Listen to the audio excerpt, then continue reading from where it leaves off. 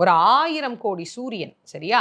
1000 கோடி சூரியன், ஒரு சூரிய பிரகாசத்தையே நம்மளால தாழ முடியல.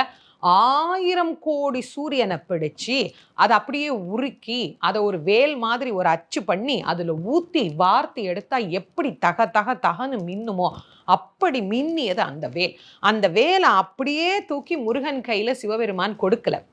அதை யார் கையில தெரியுமா கொடுத்தாரு? அம்பாள் கையில கொடுத்தார்.